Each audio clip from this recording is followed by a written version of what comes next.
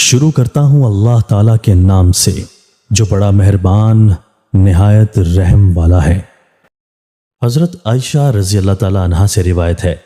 کہ میں نے رسول اللہ صلی اللہ علیہ وآلہ وسلم سے قرآن مجید کی ایک آیت کے بارے میں دریافت کیا کہ کیا یہ وہ لوگ ہیں جو شراب پیتے ہیں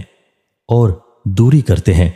آپ نے فرمایا، اے میرے صدیق کی بیٹی، نہیں، بلکہ وہ اللہ کے وہ خدا ترس بندے ہیں جو روزے رکھتے ہیں اور نمازیں پڑھتے ہیں اور صدقہ و خیرات کرتے ہیں، اور اس کے باوجود وہ اس سے ڈرتے ہیں کہ کہیں ان کی یہ عبادتیں قبول نہ کی جائیں۔ یہی لوگ بھلائیوں کی طرف تیزی سے دوڑتے ہیں۔ تشریح: سورہ مومنون کے چوتھے رکوع میں اللہ تعالیٰ نے اپنے ان بندوں کے کچھ اوصاف بیان فرمائے ہیں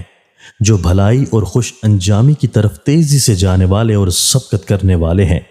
اس سلسلہ میں ان کا ایک وصف یہ بھی بیان فرمایا گیا ہے جس کا لفظی ترجمہ یہ ہے کہ وہ لوگ جو دیتے ہیں، جو کچھ کہہ دیتے ہیں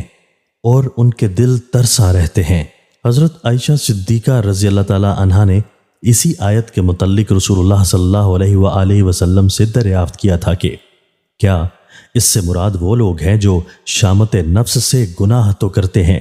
مگر گناہوں کے بارے میں نہ ڈر اور بے باک نہیں ہوتے، بلکہ گناہ گاری کے باوجود ان کے دلوں میں خدا کا خوف ہوتا ہے؟ رسول اللہ صلی اللہ علیہ وآلہ وسلم نے اس کے جواب میں ارشاد فرمایا کہ نہیں، اس آیت سے مراد ایسے لوگ نہیں ہیں،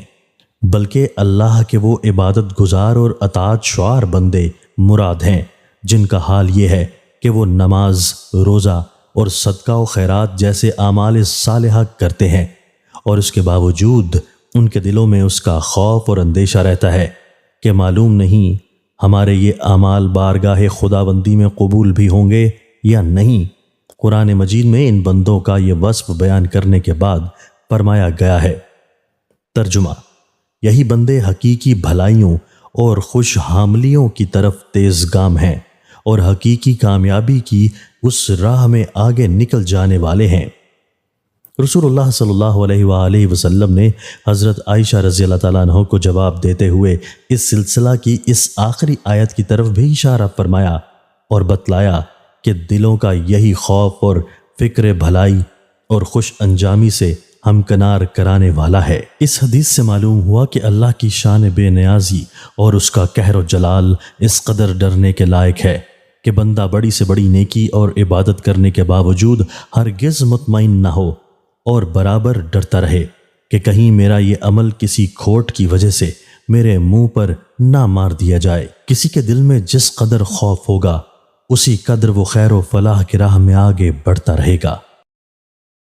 دوستو، اللہ تعالی ہمیں ان احادیث مبارکہ پر عمل کرنے اور اپنی زندگیوں کو سنوارنے کی توفیق عطا فرمائے۔